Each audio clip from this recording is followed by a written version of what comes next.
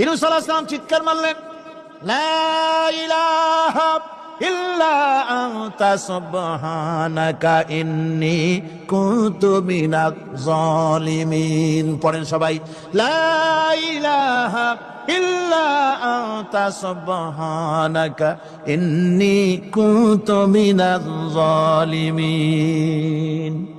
মাছে গিলে ফেলেছে, মাছ পানির অথর তলদেশে চলে গেছে, মাছের পেটের ভিতরে জানলা নাই, দরজা নাই।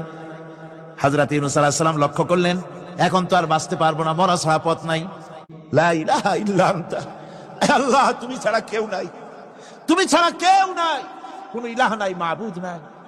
আমি তোমার পবিত্রতা ঘোষণা করছি, তুমি দয়া করে আমাকে বাঁচাও, আমি আমার নিজের উপর জুলম করেছি।